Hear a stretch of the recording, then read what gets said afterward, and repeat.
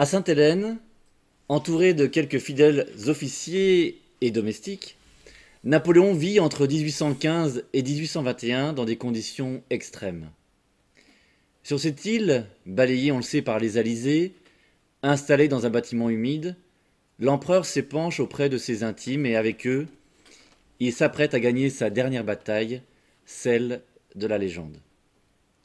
Mais il leur dicte ses souvenirs, il avoue ses fautes, tout en cherchant à montrer l'acharnement de ses adversaires contre la France. Il élabore d'ailleurs ce qui doit servir à ses successeurs, un manuel politique doublé d'une importante série de commentaires ou de conseils.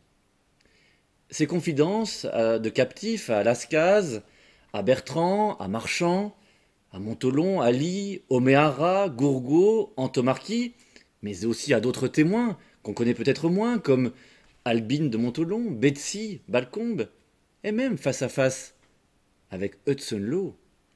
Tout cela constitue un formidable testament à destination des générations suivantes, dessinant une sorte de portrait original en creux de Napoléon tel qu'on ne l'a jamais vu. C'est le sens de l'anthologie que nous vous présentons aujourd'hui et de ces extraits, justement. Ce n'est pas un joli séjour. J'aurais mieux fait de rester en Égypte, je serais à présent maître de tout l'Orient. C'est par ces mots que rapporte justement le général Gourgaud que Napoléon découvre Sainte-Hélène le 15 octobre 1815. Il ignore à ce moment-là qu'il va passer sur l'île 1973 jours. À bord du Northumberland, ce navire sur lequel il a pris place au large de l'Angleterre, il aperçoit donc au milieu des rochers noirs quelques petites maisons de la seule ville qu'il est possible d'atteindre par chaloupe, Jamestown. La ville compte à peu près 5000 habitants, dont 218 esclaves noirs et 429 hindous, malais et chinois. Nous sommes, bien entendu, sur la route des Indes. Napoléon, avant de se rendre à terre, reçoit la visite du gouverneur. Ah, ce n'est pas celui que vous imaginez. C'est encore George Cockburn qui l'a emmené sur place, et surtout le colonel Wilkes qui le seconde. Le site qu'on lui destine au cours des prochains mois a déjà été choisi, mais avant qu'il ne puisse en prendre possession, de nombreux travaux sont encore nécessaires. En attendant donc, un premier domicile lui est attribué, ce sera Porteous House. L'empereur quitte donc le navire qu'il connaît maintenant dans les moindres recoins. Il salue le capitaine Ross qui a dirigé sans encombre le bâtiment à travers l'Atlantique et il part, si l'on peut dire, à l'aventure. Il monte à bord d'une chaloupe, suivi d'une seconde, où ont pris place ses plus proches compagnons, et l'empereur accoste. Nous sommes le 17 octobre 1815 au soir. L'entourent donc de nombreuses personnes. Emmanuel de Lascaz, c'est un ancien maître des requêtes au Conseil d'État qui a vécu à Londres avant de retrouver l'empereur à l'Élysée en juin 1815. Donc il parle anglais, Lascaz. Il devient le principal confident de l'empereur. Il est assisté lors des dictées qui suivront par son fils, également prénommé Emmanuel. C'est un officier d'ordonnance, devenu général lors de la campagne de 1815, qui est aussi auprès d'eux. Il se nomme Gaspard Gourgaud. Et Gourgaud a été choisi au tout dernier moment pour faire partie de ce voyage. À leur côté, le fidèle entre les fidèles, qui a d'abord été choisi comme, bien sûr, comme gouverneur des provinces galériennes, ce qu'il était auparavant, mais comme grand maréchal du palais, le général Henri Gatien Bertrand, devenu donc grand maréchal du palais en 1813 et originaire de Châteauroux. Il a suivi Napoléon à l'île d'Elbe avant de l'accompagner avec son épouse Fanny, elle-même britannique, ce qui est important dans ces conditions, et de leurs enfants lors de ce dernier exil. D'ailleurs, Fanny, l'épouse de Bertrand, Fanny dira en voyant Sainte-Hélène, cette île, si vous me permettez l'expression, cette île a été chiée par le diable.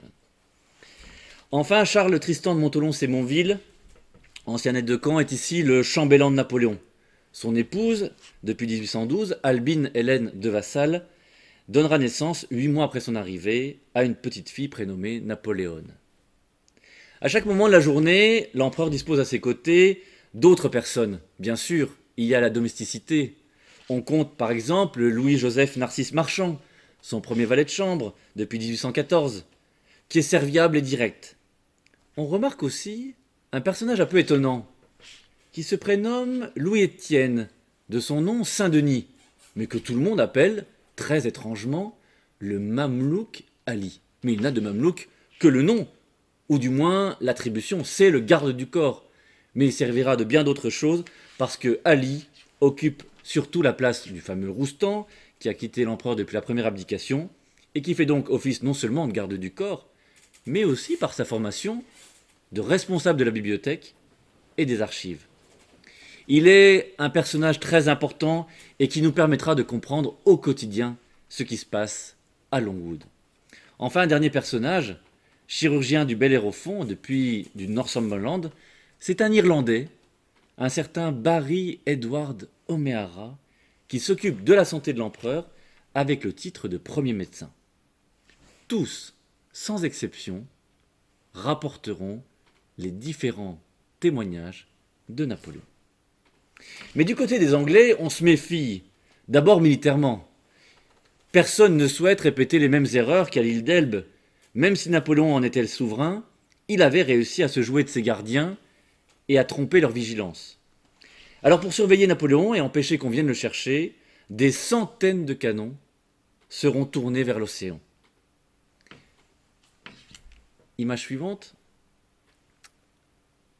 L'île a été découverte par les vaisseaux portugais d'Anova en 1502, le jour justement de la Sainte-Hélène, d'où ce nom. Elle a d'abord servi de port pour faire égade à des aventuriers se dirigeant vers l'Amérique du Sud ou l'Extrême-Orient. Et les Hollandais, plus d'un siècle après la découverte par les Lusitaniens, se sont emparés en 1633. Mais ça, c'était avant que les Britanniques, en 1659, juste au moment d'ailleurs, à la suite de Cromwell, à la mort d'ailleurs de celui qui allait prendre le pouvoir, eh bien, ont laissé les colons s'y installer. Et à la fin de l'année 1673, eh bien, cette île de Sainte-Hélène a été confiée à la direction de la Compagnie des Indes orientales.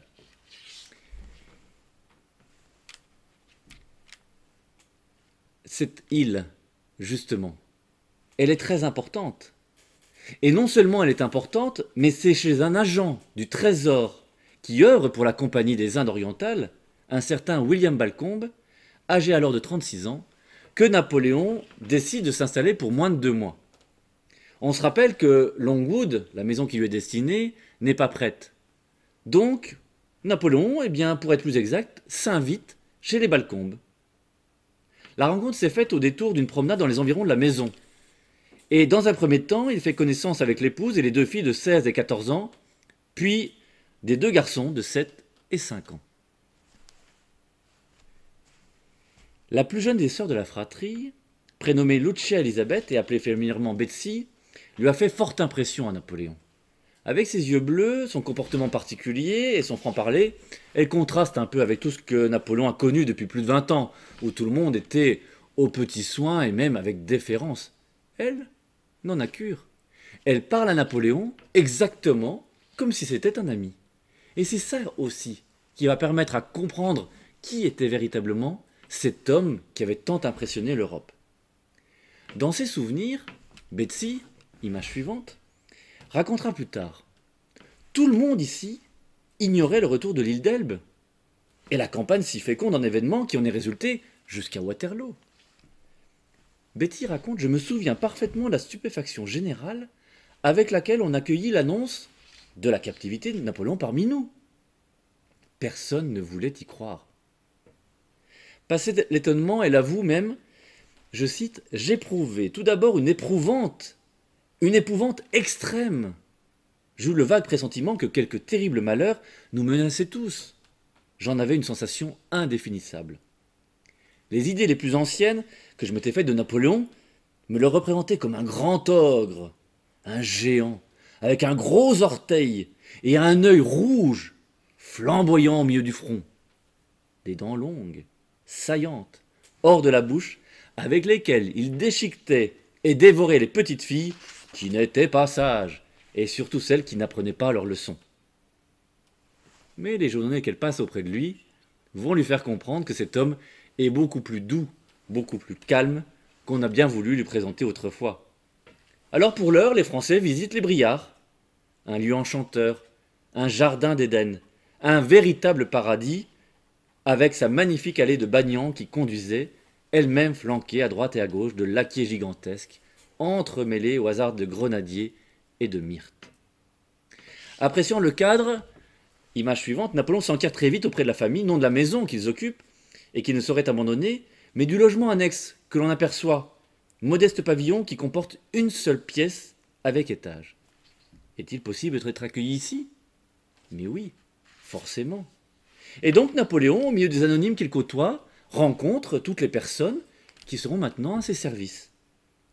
Et au hasard des promenades, il découvre un vieil esclave, installé là depuis près de 40 ans, et qui répond au nom de Toby. Avec Toby, une certaine complicité va s'instaurer entre Napoléon et cet homme dont la condition est misérable. Et d'ailleurs, l'empereur est sensibilisé par son sort si douloureux. Souhaite-t-il d'ailleurs réellement lui racheter sa liberté comme on le prétend? Et comme d'ailleurs il en fait la demande au gouverneur Cockburn. Lascaz, qui est toujours aux côtés de Napoléon, raconte, sur l'image que l'on voit avec la petite Betsy qui lui offre des fleurs, on voit à côté Toby qui apparaît à côté. Et Lascaz rapporte les mots de Napoléon, ce pauvre Toby que voilà. C'est un homme volé à sa famille, à son sol, à lui-même, vendu. Peut-il être de plus grands tourments pour lui, de plus grands crimes dans d'autres?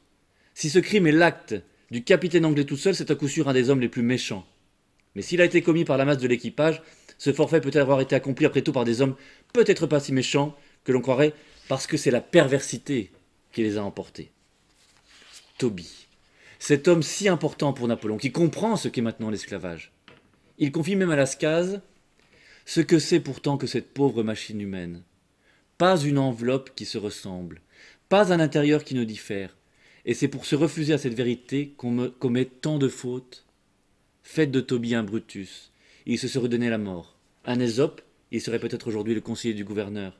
Un chrétien ardent et zélé, il porterait ses chaînes en vue de Dieu et les bénirait. Pour le pauvre Toby, il n'y regarde pas de si près, il se courbe et travaille innocemment.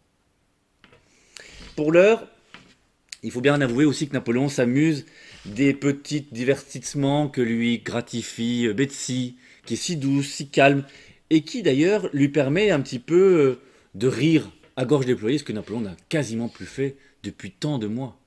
On se rappelle la Russie, la campagne d'Allemagne, la campagne de France, le retour de l'île d'Elbe, des moments où il était loin d'envisager tout cela, et ici à Waterloo. Mais avec Betsy, il s'amuse, se divertit. Un jour, elle lui subtilise son épée et menace de le tuer. Une autre fois, elle fait s'ébrouer devant lui son chien qui vient tout juste de prendre un bain. On imagine la surprise. Mais Napoléon se laisse faire. Comme s'il était redevenu le petit insulaire de Corse qu'il était autrefois. Il retrouve l'innocence, la naïveté qui a tant manqué à son quotidien. Malheureusement pour lui, ce temps est bien vite résolu. Et révolu surtout, parce que en décembre de cette même année 1815, le 11 pour être précis, les affaires de la délégation française sont réunies et transportées le jour même sur les hauteurs de l'île, image suivante, au sommet d'un plateau balayé par les vents, situé à une altitude de près de 500 mètres, et qui parfois subit des écarts de température si importants qu'on compte jusqu'à 14 degrés de différence entre Jamestown, la ville principale, et cet endroit perdu au milieu de nulle part. Ici, c'est Longwood. La maison était la résidence d'été du sous-gouverneur Skelton, puis celle de Cockburn pendant quelques semaines. Mais elle ne dispose plus du confort des Briards. Loin s'en faut. Et le plateau est très boisé, d'où d'ailleurs son nom, de Longwood, le long bois, et qui domine d'ailleurs un autre bois appelé Deadwood, le bois mort, qui pendant des siècles a été une réserve naturelle pour Sainte-Hélène, mais qui ne laisse pas augurer d'un très joli séjour. Ce n'est qu'après quelque temps qu'un important poste de garde s'instaure avec des sentinelles, postés de 15 mètres en 15 mètres autour de sa maison, de 9 heures du soir jusqu'à l'aube. La modeste maison est donc placée au plein centre du plateau, et construite depuis à peine une trentaine d'années, parce que tout à cet endroit est obligé d'être reconstruit perpétuellement. Ça ne cesse de pourrir et de moisir dans des conditions extrêmes. Les pièces de la maison sont également très modestes, disposées en forme de T après la véranda, au fameux treillage identifiable, on trouve un vestibule qui sert de parloir, d'antichambre, puis un grand salon, et à gauche, une chambre qui deviendra vite bibliothèque. Là, on accède à une salle à manger, un cabinet de travail, une chambre à coucher. Et celle-ci se prolonge ensuite avec l'indispensable salle de bain, dont d'ailleurs la baignoire est ici exposée au mémorial de la bataille de Waterloo 1815, avec une chaise percée et derrière un paravent à 6 feuilles de bois laqué. Et derrière cet ensemble, un simple vestibule qui conduit aux offices et à quelques logements réservés aux serviteurs. Et puis quelques baraquements, pouvant accueillir à la fois les chevaux et les matériels. Avec l'aide de Lascaz, Napoléon, et surtout le fils de Lascaz, image suivante, se remet à travailler. Et dès le lendemain de son arrivée, il souhaite se mettre à l'ouvrage. Mais en avril 1816, tout change, avec l'arrivée d'un nouveau gouverneur, Hudson Law. Il remplace Cockburn avec le titre de lieutenant général, en bénéficiant d'un traitement beaucoup plus important. Vis-à-vis de Napoléon, on se dit que les deux hommes sont faits pour s'entendre. Lascaz est un personnage qui a commandé, qui aurait pu d'ailleurs avoir de très bons échanges avec l'empereur. Il est natif de Galway en Irlande. Il est décrit par ses pairs comme franc, loyal, mais on le dit un petit peu soupçonneux et surtout pointilleux à l'extrême. C'est toujours son expérience qu'il désigne.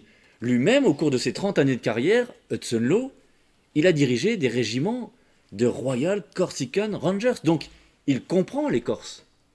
Il est donc tout trouvé pour s'occuper du sort d'un ancien Corse, ou d'un Corse éternel, comme Napoléon. Pourtant, immédiatement après son arrivée, Hudson Law veut rencontrer celui qu'il appelle Bonaparte. Après une première tentative le 16 avril 1816, la rencontre se tient véritablement le lendemain. Elle débute calmement.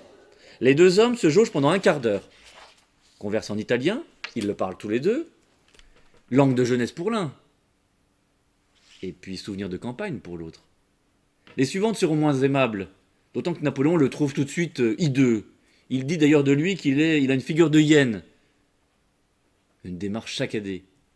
Il supporte mal, comme il le dit à son entourage, ce ton un peu doucereux, ses yeux gris fuyants, profondément chassés dans les orbites, à demi enfouis sous d'épais sourcils broussailleux, qui accusent la dureté de leur expression.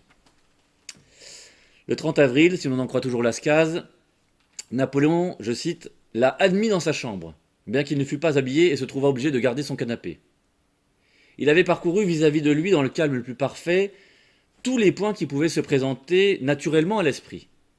Mais juste après, alors que dans l'ensemble tout s'est déroulé dans le respect, l'empereur a subitement cherché à protester contre le fameux traité du 2 août qui le constitue prisonnier des Européens. Les monarques ont déclaré proscrit et prisonnier celui qui les avait combattus. Alors Napoléon le demande à Hudson Law. Comment se fait-il, de quel droit ces souverains se permettent-ils de disposer de moi sans ma participation? J'ai été leur égal, leur dit-il, et j'ai parfois été leur maître. Le mot est prononcé. Il a été leur maître. Ça fait sursauter le gouverneur. Il ne pardonnera jamais l'affront. Alors Napoléon prédit même, cet homme qui vient de sursauter, alors qu'il est reparti, sera non seulement mon geôlier, mais il sera surtout mon bourreau. Le 16 mai, troisième tentative, se solde par un échec, et s'achève par des éclats de voix. Après avoir échangé sur ses conditions de vie, Napoléon montre son exaspération. Il doute de la bonne foi de son surveillant, lequel s'est empressé de dire, je le cite, qu'il n'était pas venu pour recevoir des leçons. Réponse de Napoléon, ce n'est pourtant pas faute que vous en ayez besoin. Vous avez dit, monsieur, que vos instructions étaient bien plus terribles que celles de l'amiral. Sont-elles de me faire mourir par le fer ou par le poison? Je m'attends à tout de la part de vos ministres. Me voilà. Exécutez votre victime. J'ignore comment vous y prendrez par le poison, mais quant à m'immoler par le feu, vous en avez déjà trouvé le moyen. Ça me brûle de l'intérieur.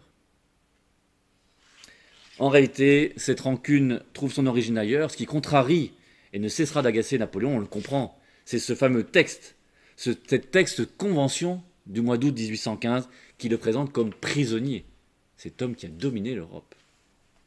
La France, surtout la France, la Russie et l'Autriche ont même choisi, pour mener ces basses œuvres, d'envoyer comme cerbère à Hudson-Lowe le marquis de Montchenu, le comte de Balmain et le baron de Sturmer. 3 commissaires qui seront là pour surveiller le surveillant. Autant dire que c'est la deuxième lame qui va couper et qui va décapiter ce qui reste encore d'aspect si positif de Napoléon. La paranoïa va bien sûr s'engager entre les deux hommes et même dans toute l'île. Et tout le monde va comprendre que finalement, c'est une lutte importante qui se joue. On envisage d'embarquer Napoléon ? Certaines rumeurs prétendent même que le général allemand, que Hogendorp au Brésil, tentent par tous les moyens de faire évader Napoléon. Alors, la surveillance est encore plus accrue. Et Hudson-Lowe prend des mesures. Il boucle les chemins de ronde. Il ferme les issues. Il surveille avec davantage d'acuité chaque mouvement. Et du côté des Français, on a bien compris, toute tentative de fuite est maintenant impossible. Après quelques jours, cette idée est vraiment abandonnée. Et jusqu'au bout, Napoléon acceptera le sort qui est le sien. Mais maintenant, il a compris que c'était une autre bataille qui était engagée.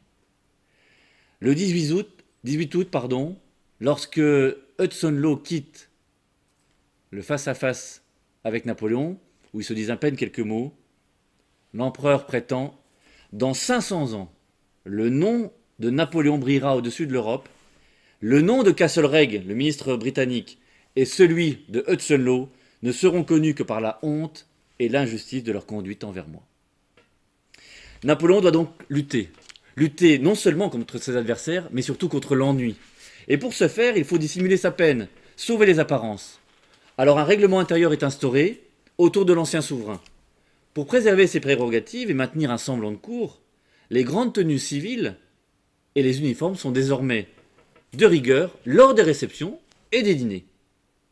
Tout le monde est aux ordres, à la fois marchand, mais aussi le fameux maître d'hôtel Corse Cipriani, Santini, Gentilini, ainsi que le mamelouk, Ali, Noverra, Archambault, Rousseau, Pierron et Lepage. Tout le monde maintenant a compris qu'une autre lutte était engagée, celle pour la légende.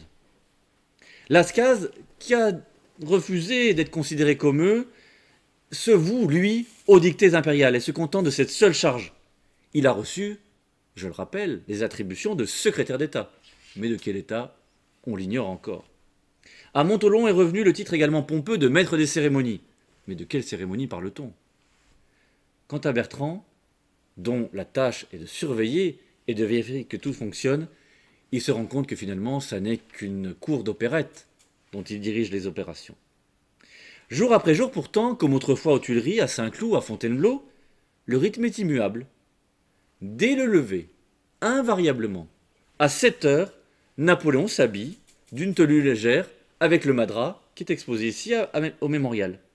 La robe de chambre, le pantalon de futaine. Il demande que l'on fasse entrer la lumière et bien réveillé, se rase lui-même. La toilette est faite assez rapidement et une fois coiffé et parfumé, il se contente d'une tasse de café en guise de petit déjeuner et s'attelle tout de suite aux premiers travaux de la matinée. Selon les cas, une petite promenade à cheval.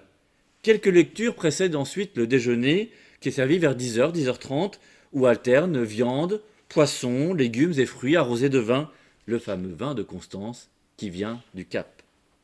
Puis la fin de matinée est consacrée aux dictées, à Lascaz, à Gourgaud, à Montholon, à Bertrand parfois, mais aussi aux rares lettres et missives que l'on peut envoyer, ainsi qu'à quelques entretiens privés, parce que Napoléon, au début, reçoit encore quelques rares visiteurs.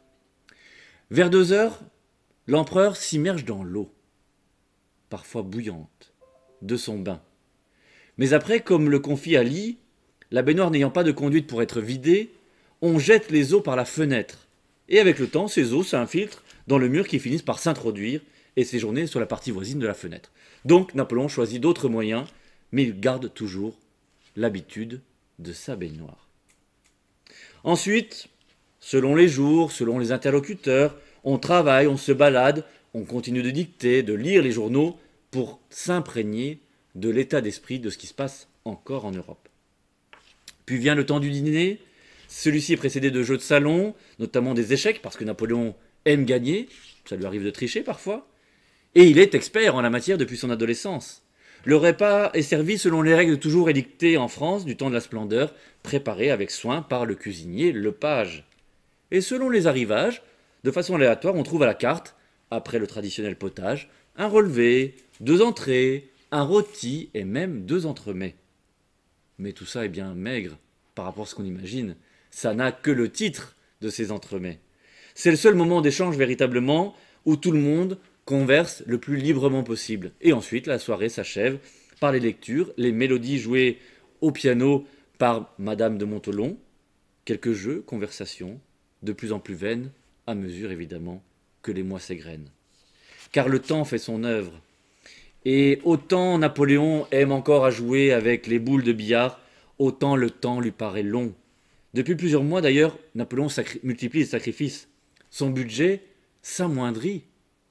Et oui, forcément, parce que Hudson est de plus en plus méticuleux, vérifie que le budget est bien respecté, et au fil du temps, l'argent qui était nécessaire est vite englouti par tous les éléments qui environnent Napoléon.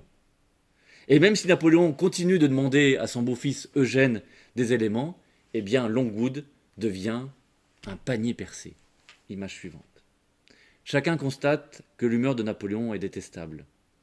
Déjà, le départ de Lascaz, père et fils, le 30 décembre 1816, à bord du Griffon, a été un drame.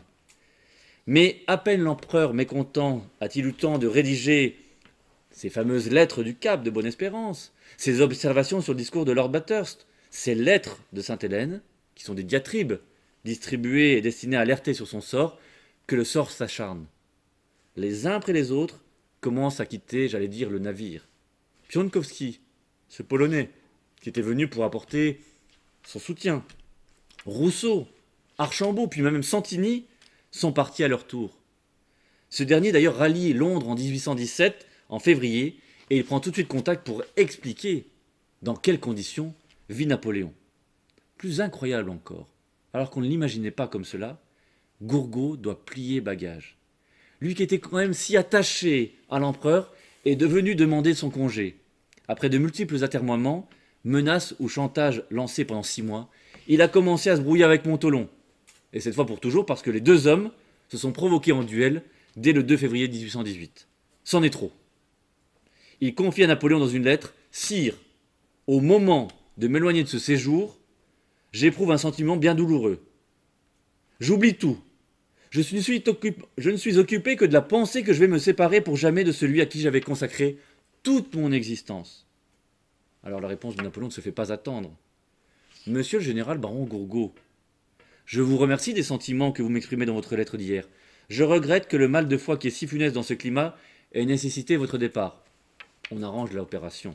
« Vous êtes jeune, vous avez du talent, vous devez parcourir une longue carrière. Je désire qu'elle soit heureuse. Ne doutez jamais de l'intérêt que je vous porte. » Et les deux hommes se quittent, bons amis. Mais 3 semaines plus tard, le 27 février, Cipriani meurt dans des conditions très étranges. Le choc est terrible. D'ailleurs, Gourgaud, qui est déjà parti, avait prédit, avant de s'en aller, « Selon moi, Sa Majesté regrettera plus Cipriani que n'importe qui d'entre nous. » Quel mal a bien pu emporter cet homme de confiance, celui qui, à ses heures perdues, servait également d'espion sur l'île à Napoléon? S'est-il suicidé? Rien n'est sûr. Et quel était son rôle exact? Il semble avoir emporté ses secrets avec lui. Et les mois suivants, la série des départs continue. Prenant congé pour 6 mois, la famille Balcon m'a non seulement arraché des larmes à la jeune Betsy, mais Napoléon, visiblement élu et ému de cette opération, a tenu à essuyer le visage de la jeune fille avec son mouchoir. Le 25 juillet suivant, ça continue. C'est au tour maintenant du médecin O'Meara, qui a refusé de jouer le rôle d'espion qu'on a voulu lui imposer. Eh bien, il fait ses bagages et il refuse donc de jouer le rôle d'espion que Hudson lui avait demandé de faire et d'espionner Napoléon. Il part. Napoléon n'a plus de maître d'hôtel, n'a plus de médecin et n'a plus la confidence de la petite Betsy. Parvenu en Europe d'ailleurs, O'Meara va s'empresser de prendre la défense du proscrit par un livre qui fera grand bruit, la relation des événements arrivés à Sainte-Hélène postérieurement à la nomination de Sir Hudson Lowe. Autant dire que tout s'est noué à ce moment très précis. Les effectifs sont bientôt quasiment nuls. Mais ce n'est rien à côté du départ de l'intrigante épouse de Montholon. C'est même la mort dans l'âme que Napoléon a accepté qu'elle reparte vers la France. Mais pour lui, c'est l'abandon de trop. Elle est jeune, elle est vive, spirituelle, enjouée. Elle est surtout originaire de Montpellier. Elle a donné ce caractère un peu méditerranéen qui manquait tant à la cour de Napoléon. Alors bien sûr, elle pâtit d'une réputation peu flatteuse. Elle était mariée 2 fois avant de s'unir à Montholon. Elle était enceinte en 1815, je l'ai dit. Et elle avait suivi un peu à contre-cœur son général de Marie dans cet exil.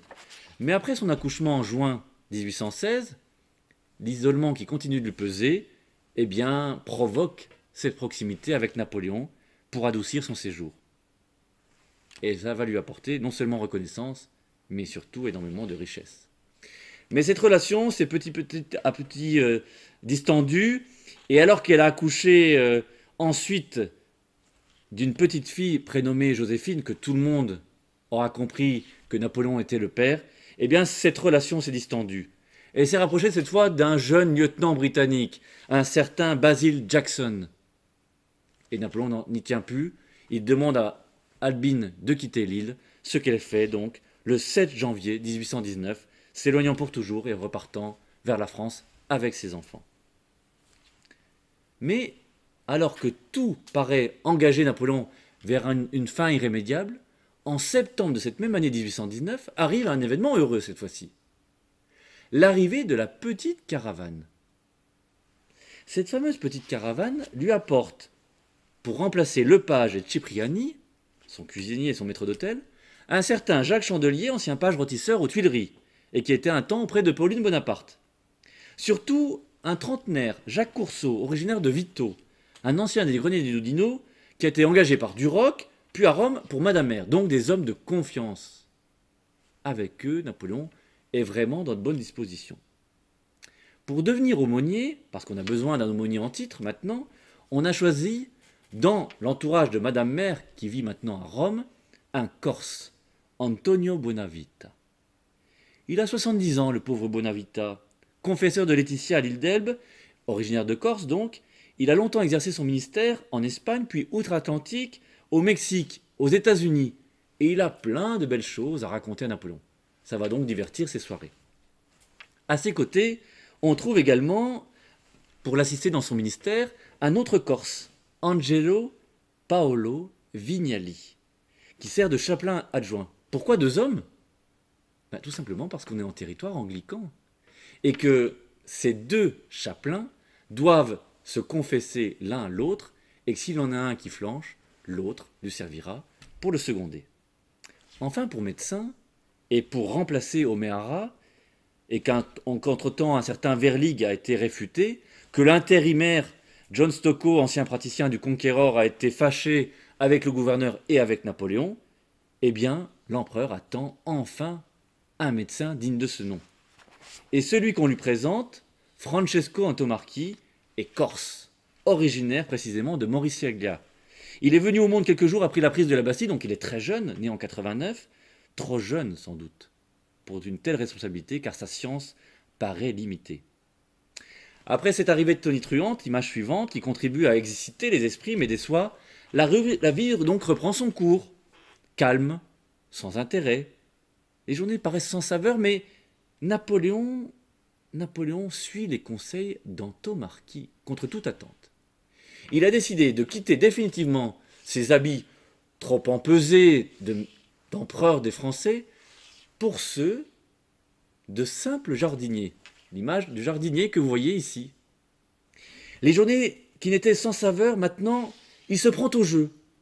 Dès le mois d'octobre 1819, donc 1 mois seulement après l'arrivée de la petite caravane, l'empereur demande et obtient de Hudson Lowe, en grande faveur, bêche, râteau, pelle, pioche, mais aussi tout ce qui permet de faire pousser plantes, fleurs, légumes, fruits, donc des semailles, du terreau en grande quantité.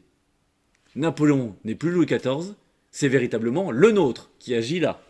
Il semble se souvenir de ses premières années ajaxiennes.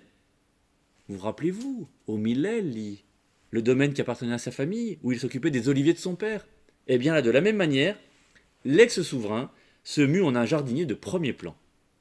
Sa tenue, selon la description laissée par Marchand, comprend, je cite, une veste de nankin comme celle des fermiers, un pantalon de même étoffe avec pantoufles rouges et un chapeau de paille à large bord pour le préserver du soleil. Et dans cette tenue, c'est un tout autre homme qui se présente aux Anglais qui le surveillent. Il travaille d'arrache-pied. En quelques semaines, ce qui n'était encore qu'un ensemble sans charme fait songer, toute proportion gardée, à un parc à la française, digne des palais précédents. Une tonnelle voisine ainsi avec un kiosque de style chinois. Une haute volière en bambou aujourd'hui conservée à Châteauroux est réalisée de toutes pièces par un ouvrier asiatique avec en son sommet une sorte d'aigle. Elle accueillera faisans, poules, puis pigeons pour égayer les agréments de ce jardin venu de nulle part. Rien ne manque, pas même 2 bassins, où l'on tente par tous les moyens de faire survivre des poissons, ni surtout une petite grotte si agréable les jours de grand soleil. Pour gagner du temps, Napoléon se lève très tôt, plus tôt même que ses 7 heures habituelles. Il exige que chacun de ses proches le suive dans sa nouvelle activité. Et quand il fait quelque chose, il faut y aller, il faut obéir à l'empereur. Son valet de chambre, Marchand, comme il le racontera, est le premier à recevoir ses ordres. « Allons, Marchand, lui dit Napoléon, prends cette bêche, fais-moi un trou pour planter cet arbre. Apporte un peu d'eau pour arroser celui-là. Va me chercher mon pied, ma toise. Va dire à Archambault qu'il apporte du fumier, et aux Chinois qu'il coupe du gazon. » Et tous les autres s'entendent dire « Ali, as-tu fait le chapitre que je t'ai donné hier? Pierron, comment n'as-tu pas terminé ce mur de gazon? Et Novera, toi le Suisse, qu'est-ce que tu as fait depuis ce matin, paresseux? » Tout le monde doit travailler comme si on était sur un champ de bataille. C'est le seul et unique champ de bataille qu'il a à sa disposition, et il va s'en occuper avec beaucoup de sérieux. Mais on ne le reconnaît plus. Il redevient hyperactif, comme au temps de la splendeur, mais bientôt, trop engagé peut-être sans doute, plus enthousiaste qu'il ne le faudrait, il s'épuise à la tâche et ressent la fatigue. Conséquence évidente, sa santé s'altère de nouveau en 1820.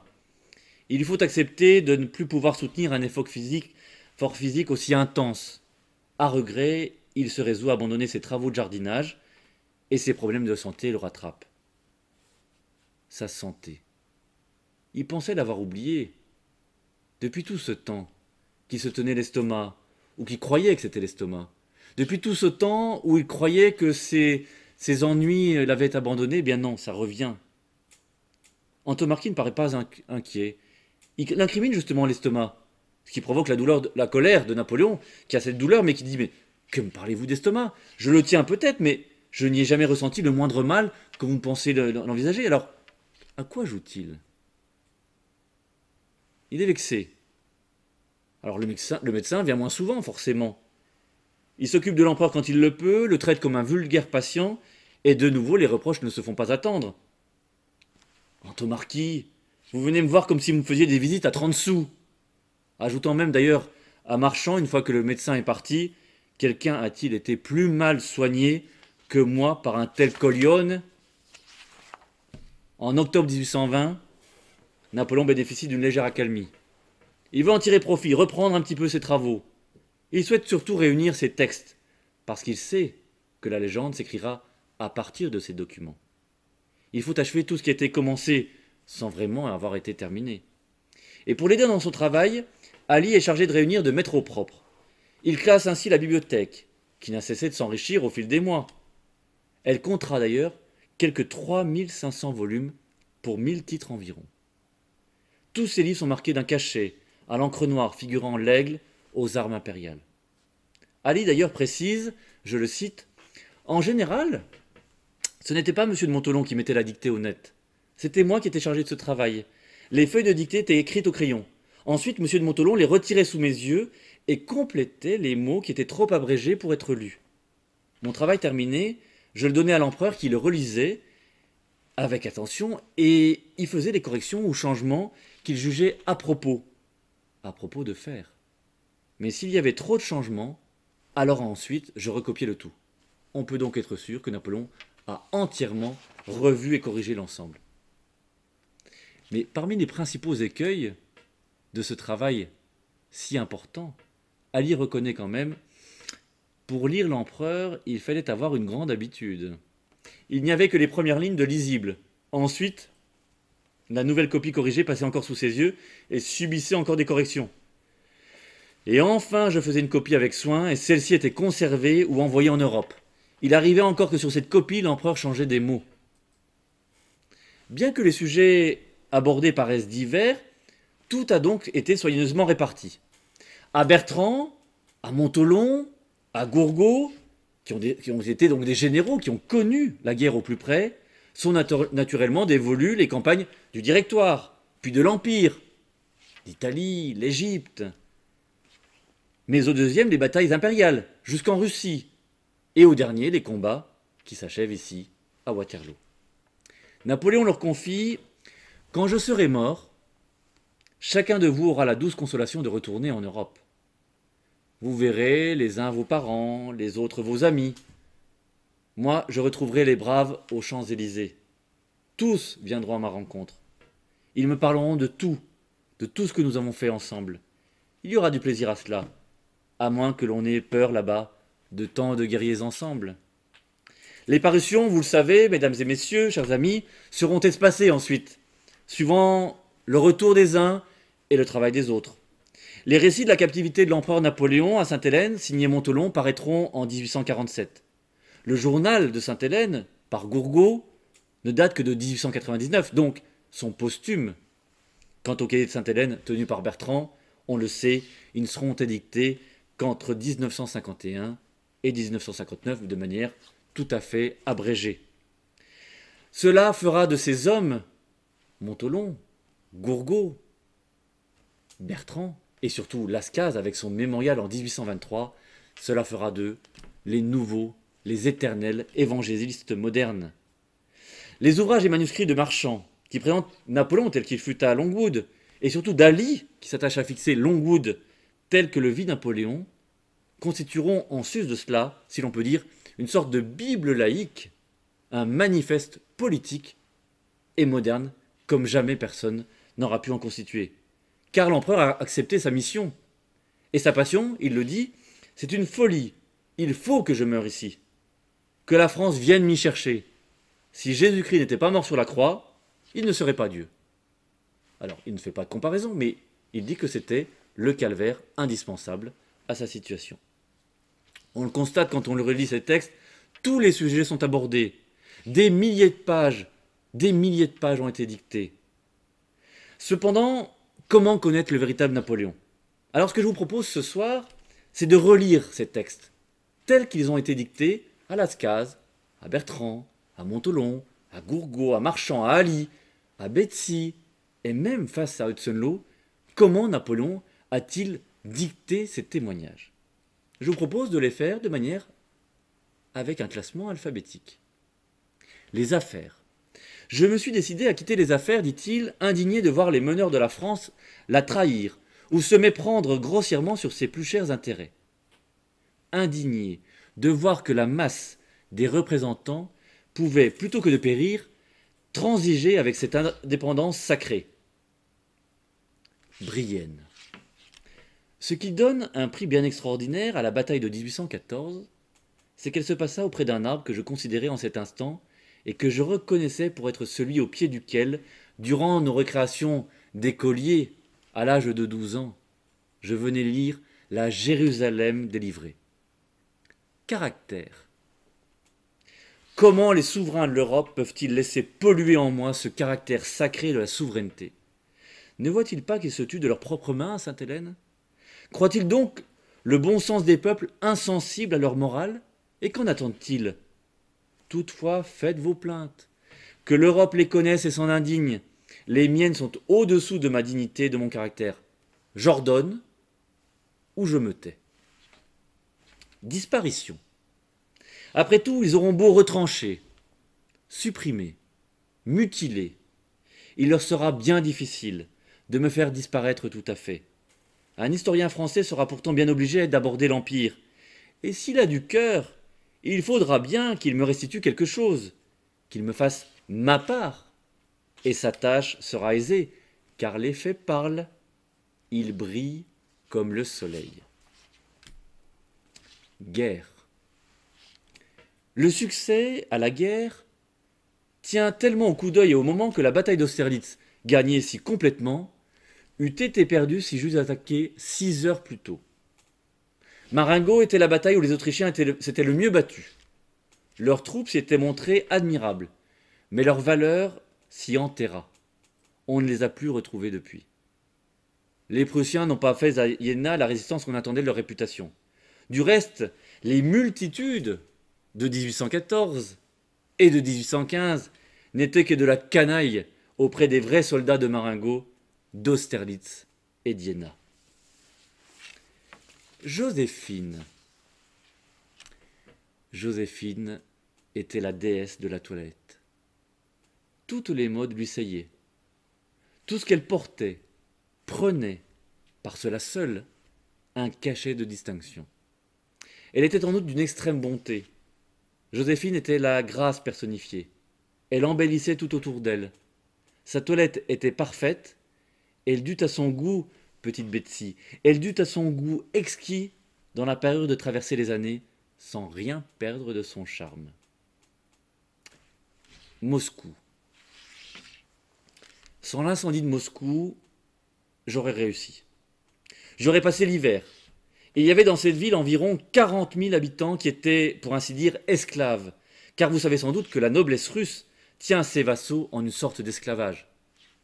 J'aurais proclamé la libération de tous les esclaves en Russie et aboli le servage et la noblesse. Cela m'aurait procuré un parti immense et puissant. J'aurais fait la paix à Moscou, ou bien j'aurais marché sur Saint-Pétersbourg l'année suivante. Alexandre le savait. Aussi avait-il envoyé ses diamants, ses objets précieux et ses vassaux en Angleterre. Sans ces incendies, j'aurais tout réussi. Orient. Les plus petites circonstances conduisent les plus grands événements.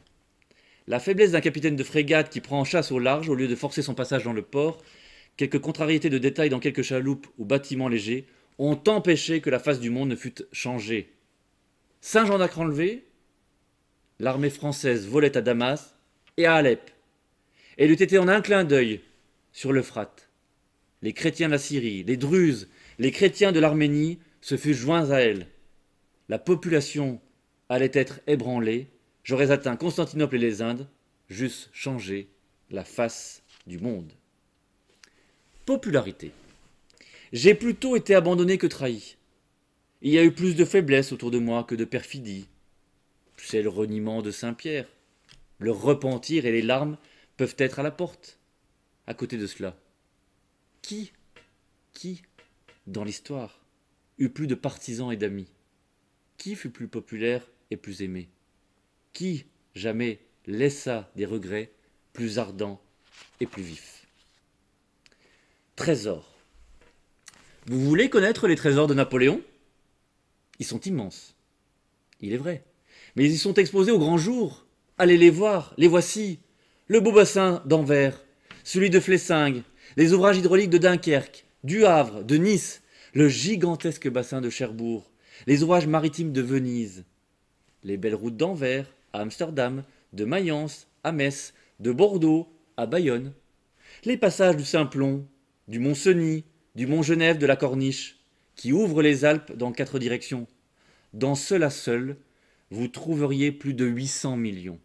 Voilà qui forme un trésor qui durera des siècles. Voilà les monuments qui confondront la calomnie. Utopie. L'Europe n'eut bientôt fait de la sorte véritablement qu'un même peuple. Et chacun, en voyageant partout, se fut trouvé toujours dans la patrie commune. De retour en France, au sein de la patrie, grande, forte, magnifique, glorieuse, tranquille, j'eusse proclamé ses limites immuables. Toute guerre future purement défensive. Tout agrandissement nouveau, antinational. J'eusse associé mon fils à l'Empire. Ma dictature eût fini, son règne constitutionnel eût commencé. Paris eût été la capitale du monde, et les Français, l'envie des nations. Vertu. Tout proclame l'existence d'un Dieu, c'est indubitable. Mais toutes nos religions sont évidemment les enfants des hommes. Pourquoi y en avait-il autant? Pourquoi la nôtre n'avait-elle pas toujours existé? Pourquoi était-elle exclusive? Et que devenaient les hommes vertueux qui nous avaient devancés? Pourquoi ces religions se décriaient-elles, se combattaient-elles, s'exterminaient-elles? Pourquoi cela a-t-il été de tous les temps, de tous les lieux? C'est que les hommes sont toujours les hommes. Enfin, Waterloo. Journée incompréhensible. Concours de fatalité inouïe. Grouchy. Né. N'y a-t-il eu que du malheur? Ah, pauvre France. Et pourtant, tout ce qui tenait à l'habileté avait été accompli. Tout n'a manqué que quand tout avait réussi. On le voit, Napoléon se sait condamné. Et il donne, finalement, avec ses différents témoignages, il donne des directions pour les générations à venir. Mais il n'a plus d'espoir. À la fois épié dans ses moindres mouvements, image suivante, traqué, humilié, il veut profiter des derniers jours qui lui restent pour marquer les générations futures, pour se transfigurer. Avant de quitter ce monde, l'empereur met de l'ordre dans ses affaires. Après avoir longtemps repoussé l'échéance, il comprend qu'au mois d'avril 1821, il faut rédiger son testament. Le 13, alors que 3 ans plus tôt, il avait déjà commencé un peu avec Bertrand, le 13 avril, il a exigé de Montelon, je cite, « Je vous dicterai, Montelon, de rédiger mes dernières volontés aujourd'hui. Revenez à midi. » À partir de cet instant et pendant 2 jours, il s'enferme de longues heures et les 2 hommes, Montelon et Napoléon, établissent un texte principal auquel se sont ajoutées plusieurs versions de codicilles rendues nécessaires pour préciser à la fois les personnes, les objets et la manière dont l'ensemble sera disposé. Le souhait de Napoléon est non seulement d'être équitable, mais aussi, comme il l'a avoué à Bertrand, de faire son examen de conscience. Il désire payer toutes les dettes, même celles de son enfance. Le 15, il prend la plume personnellement et il écrit avec beaucoup de difficulté les premières phrases. La toute première, apposée en haut de la page, est de la plus haute importance. On lit, et c'est exposé ici à Waterloo, « Je meurs dans la religion apostolique et romaine, dans le sein de laquelle je suis né il y a plus de 50 ans. » Toutes les supputations sont maintenant levées. Celui qui a signé le concordat avec Pie 20 ans plus tôt, cherche donc à souligner son attachement à l'éducation de ses parents et à leurs croyances. Puis immédiatement viennent ses instructions d'inhumation. « Je désire que mes cendres reposent sur les bords de la Seine, au milieu de ce peuple français que j'ai tant aimé. » Son vœu est donc de s'installer, ou du moins que son cercueil soit non loin de Paris, ou dans la capitale même, peut-être à Notre-Dame, lieu du sacre. Cela peut correspondre aussi aux invalides, entourés de soldats, et non, comme on aurait pu l'imaginer, à la basilique Saint-Denis, auprès des rois de France, ou même, comme il l'avait peut-être dit, en Corse. Le testament se compose de 3 parties distinctes et successives. La première d'ordre purement politique, la seconde dans laquelle le futur défunt tient à récompenser les meilleurs serviteurs de son règne, et la troisième se veut un acte de reconnaissance collectif à l'égard de tous ceux qui, de 1792 à 1815, je cite, avaient souffert des maux engendrés par les guerres livrées depuis 30 ans pour la grandeur et l'indépendance de la France. Les nouvelles qui parviennent de France, ensuite, à la fin du mois d'avril, ne sont pas bonnes. Déjà, depuis quelque temps, il a appris la mort de sa sœur, Elisa, ce qui le rend pessimiste. Il confie d'ailleurs à ses compagnons d'infortune « Voilà la première personne de ma famille partie pour le long voyage. Quelques mois encore, et j'irai la rejoindre. » Il ne croyait pas si bien dire. Il ajoute devant au marquis « Il en est de mon corps comme de mon esprit. On n'en tirera rien par force mais avec de la douceur et des manières. Et en présence de Bertrand, il confirme « Je ne passerai pas l'année ». Dès le mois de janvier, il l'avait compris, mais à partir de ce mois d'avril, il exige d'Antomarchi que tout soit fait après sa disparition, selon les règles de l'art. Il dit à Antomarchi « Je souhaite encore que vous preniez mon cœur, que vous le mettiez dans l'esprit de vin, et que vous le portiez à Parme, à ma chère Marie-Louise. Vous lui direz que je l'ai tendrement aimé, que je n'ai jamais cessé de l'aimer. Vous lui raconterez tout ce que vous avez vu, tout ce qui se rapporte à ma situation et à ma mort. Je vous recommande surtout de bien examiner mon estomac, d'en faire un rapport précis, détaillé, que vous remettrez à mon fils. » Sentant sa fin approcher, il demande à Marchand et à Ali de veiller sur lui nuit et jour. Sa porte restera donc consignée pour tout le monde. Et afin de ne laisser le soin à personne de régider son faire-part de décès, eh bien, Napoléon lui-même décide d'en dicter le contenu. Les termes employés sont pesés, puisque destinés à Hudson-Lowe, bien sûr. Monsieur le gouverneur, l'empereur Napoléon est mort à la suite d'une longue et pénible maladie. J'ai l'honneur de vous en faire part. Il m'a autorisé à vous communiquer, si vous le désirez, ses dernières volontés. Je vous prie de me faire savoir quelles sont les dispositions prescrites par votre gouvernement pour le transport de son corps en Europe, ainsi que celles relatives aux personnes de sa suite. Seule l'heure et la date exacte seront à compléter. La fin du mois permet, image suivante, de répartir objets et effets, mais aussi certains présents et quelques livres entre ses plus fidèles soutiens. Pour Pâques, le 22 avril, une dernière messe est célébrée. Puis Napoléon garde le lit pendant quelques jours. Son sommeil est de plus en plus haché, il se réveille en pleine nuit, crache une sorte de matière noirâtre semblable au marc de café. Et après avoir été installé dans la bibliothèque, afin de faciliter les déplacements de chacun et pour lui apporter un peu d'air, il a été transporté dans le salon.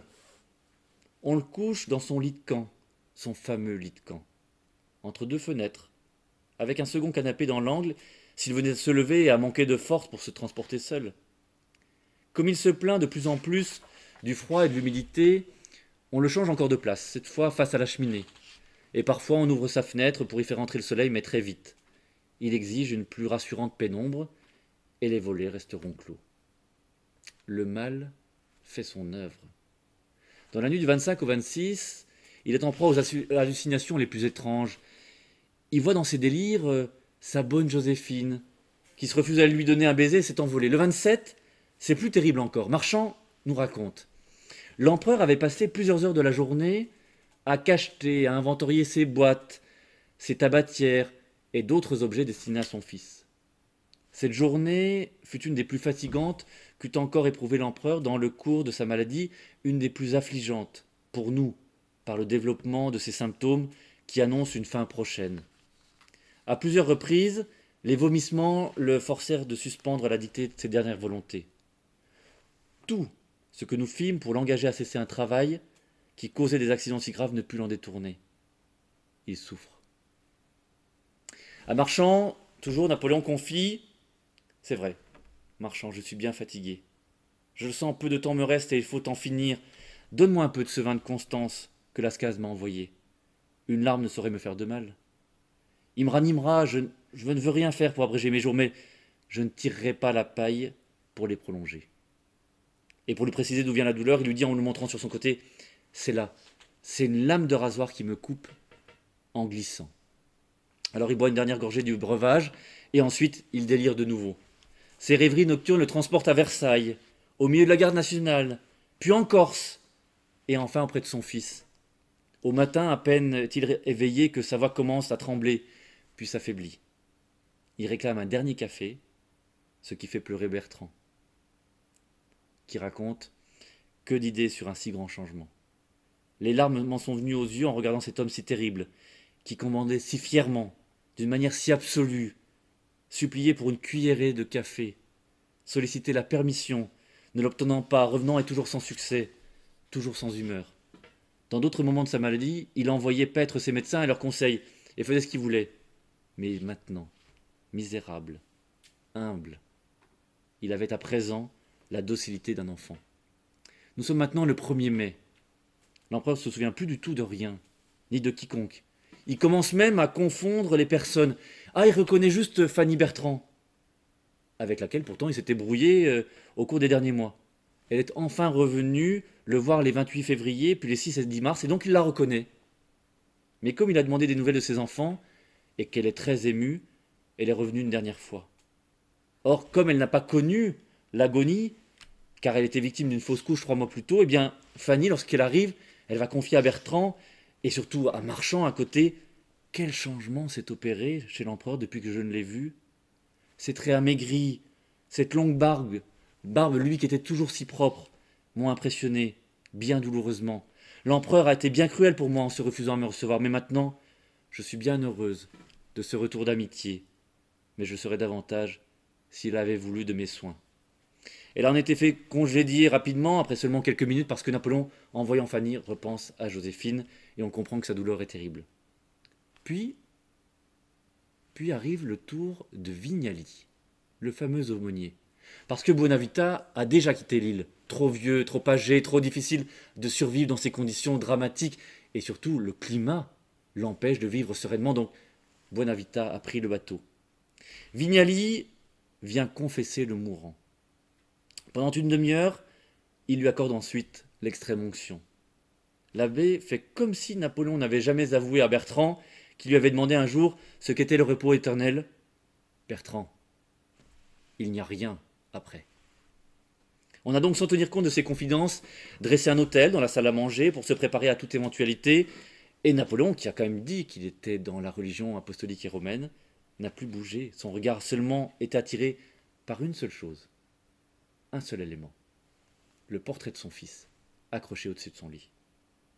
Le 2 mai, on le croit cette fois mort. Mais tandis que Marchand s'agenouille au pied de son lit, Napoléon se relève. Alors tant bien que mal, mais il dit juste « Mon Dieu, mon Dieu, mon Dieu ». Puis après quelques heures, sans parler, regardant toujours le portrait du roi de Rome, il demande qu'on s'occupe de ses domestiques chinois avec attention et qu'ils soient bien traités. Le 3 mai, les locataires de Longwood comprennent qu'aucun espoir n'est plus permis. Les yeux mourants, il remercie ses médecins de l'autoriser à boire, parce qu'il y a plusieurs médecins maintenant, les Anglais sont là aussi. Un hoquet le prend, et ne parvient pas à s'en défaire facilement. Il reçoit enfin une dernière visite. Et quelle visite! Son fameux garde suisse, Noverra, qui était alité depuis le 6 avril, mais qui est venu et qui est tenu absolument à lui faire ses adieux. Et quand il le voit, Napoléon le reconnaît enfin. Noverra, tu as bien changé, mon garçon, te voilà mieux? Je suis bien aise de te savoir hors de danger. Ne te fatigue pas à rester sur tes jambes. Va te reposer. Puis de nouveau seul, on lui administre du calomel pour essayer de faire un aspect vomitif, mais ça aura l'effet bien sûr terrible que l'on connaît à la suite. Ensuite, il ne bouge plus. Il prend un peu de crème, du riz, et reste allongé. Le 4, veille du jour fatal, il reçoit les derniers soins. Après encore du calomel, on lui fait boire un bouillon et de l'eau de fleurs d'oranger qu'il aime tant. Il touche une dernière fois la joue de Marchand, en lui pinçant, mais avec si peu de force. Regarde un peu autour de lui et demande « Comment s'appelle mon fils ?» Et Marchand lui répond « Napoléon ». Le pouls est faible, la nuit qui suit est une succession de souffrances et de râles. Il gémit, il manque de tomber, il faut l'intervention de Montholon pour qu'il ne chute pas sur le parquet. Le dernier jour débute, Napoléon est là, en compagnie de ses plus fidèles soutiens. Il est là, il attend. On retrouve le couple Bertrand avec tous les enfants, le général Montholon, mais aussi Vignali, les derniers domestiques au grand complet, Marchand, Ali bien sûr, mais aussi Pierron, Noverra et tous les autres. Le jour commence à tomber sur Longwood. Derrière les persiennes dardent les derniers rayons du soleil, et Napoléon le sait, vit ses dernières secondes. Malgré un léger mouvement dans les prunelles, il ne semble plus rien distinguer, il respire à peine. La dernière nuit a été agitée. Au petit matin, enfin, il s'est calmé. Afin de lui permettre de mieux respirer, ses oreillers ont été remontés dans son dos. Il est vêtu d'une longue chemise, telle que celle que vous voyez ici à l'exposition, avec un simple gilet de flanelle. Au coin de l'œil gauche, on perçoit une larme. On lui essuie. À 8 heures du matin, c'était encore quelques gémissements, puis la respiration s'adoucit. On devine les derniers mots. Mon fils. Tête. Armée. Il cherche de la main à toucher son front, mais brûlant de fièvre, transpirant, quelques gouttes d'eau sur ses lèvres n'ont pas paru apaiser sa soif. Chacun sait qu'il ne lui reste que quelques instants à vivre. À Plantation House, Hudson Law, qui était convaincu jusqu'au bout qu'il avait joué le rôle du malade, a maintenant compris. Il a compris que son adversaire allait s'éteindre. Se souvient-il à ce moment-là, Hudson Law, de l'anathème que le mourant a jeté sur lui 5 ans plus tôt, lorsqu'il s'était vu quasiment au tout début? Votre nation, votre gouvernement, vous-même serez couverts d'opprobre à mon sujet, et vos enfants le partageront. Ainsi le voudra la postérité. Depuis midi, l'empereur ne bouge plus.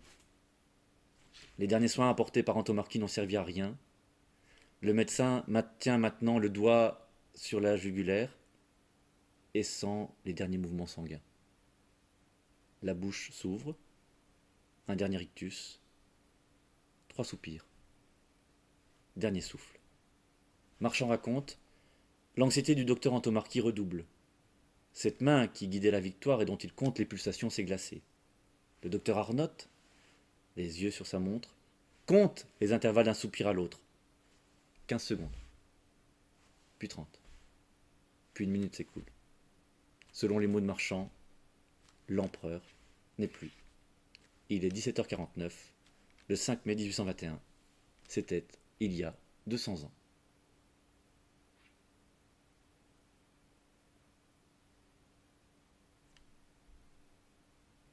Merci beaucoup de votre attention pour cette conférence.